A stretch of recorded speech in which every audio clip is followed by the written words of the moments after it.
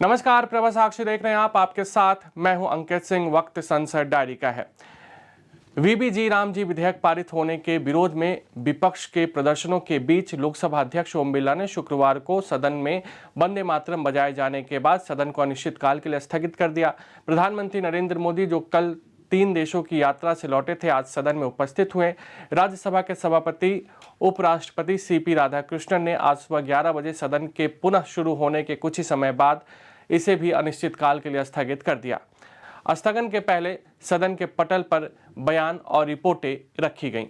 इस बीच विपक्ष ने रोजगार एवं आजीविका मिशन ग्रामीण यानी कि वीबीजी रामजी विधेयक के पारित होने के खिलाफ अपना मुखर विरोध प्रदर्शन जारी रखा। शुक्रवार को एकजुट विपक्ष ने संसद के बाहर विरोध प्रदर्शन किया, जबकि तृणमूल कांग्रेस के सदस्यों ने संसद के प्रवेश द्वार पर सीढ़ियों पर अपना प्रदर्शन जारी रखा। लोकसभा में विपक्ष के नेता राहुल गांधी, जो इस समय जर्मनी में हैं, ने विधेयक की आलोचना में शामिल होते हुए इसे जानबूझकर राष्ट्र विरोधी और ग्राम विरोधी बताया। राज्यसभा का 269वां सत्र शुक्रवार को भारत के उपराष्ट्रपति और सभापति के भाषण के साथ समाप्त हुआ। राज्यसभा सभापति सीपी राधाकृष्णन ने शीतकालीन सत्र की उत्पादकता और रचनात्मकता बहसों पर प्रकाश डाला।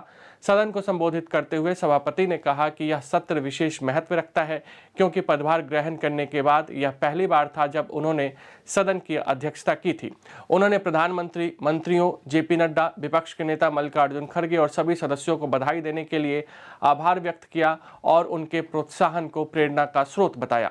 सभापति ने कहा कि सदस्यों ने अध्यक्ष के साथ पूर्ण सहयोग किया, पर्याप्त कार्य पूरा किया और 5 मौकों पर देर तक बैठने या दोपहर के भोजन के अवकाश को छोड़ने के लिए सहमत हुए। उन्होंने आगे कहा कि सत्र में शून्यकाल नोटिसों की अभूतपूर्व संख्या देखी गई, जो औसतन 84 प्रतिदिन से अधिक रही, जो पिछले सत्रों की तुलना में 31% अधिक है।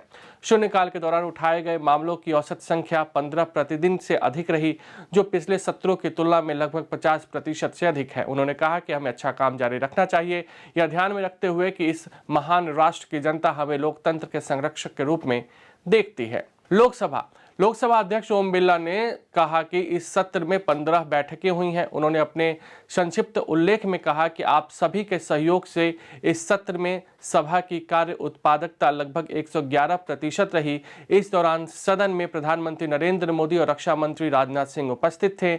18वीं लोकसभा के छठे सत्र में सदन में 8 सरकारी विधेयकों को मंजूरी दी गई। इनमें महात्मा गांधी राष्ट्रीय ग्रामीण रोजगार गारंटी अधिनियम मनरेगा की जगह लेने के लिए लाया गया विकसित भारत जी रामजी विधेयक 2025 शामिल है, जिसे विपक्ष ने भारी विरोध जिस पर दर्ज कराया था।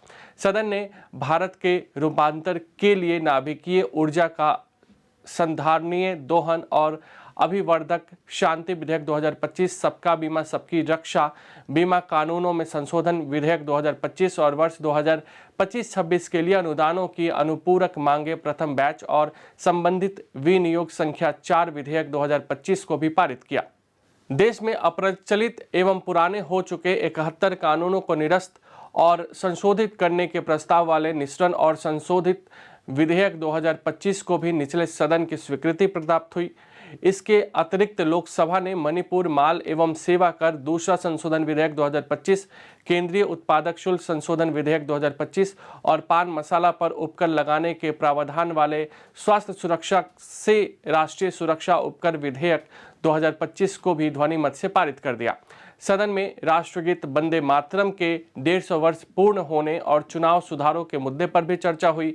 इससे पहले विपक्ष ने मतदाता सूचियों के विशेष गहन पुनरीक्षण के विषय पर संसद में चर्चा कराने की मांग की थी और शीतकालीन सत्र के शुरुआती 2 दिन सदन की कार्यवाही इस मुद्दे पर विपक्ष के प्रदर्शन के कारण बाधित रही। अंततः चुनाव सुधारों के मुद्दों पर चर्चा की सहमति बनी और संसद में कामकाज सुचारू रूप से शुरू हुआ।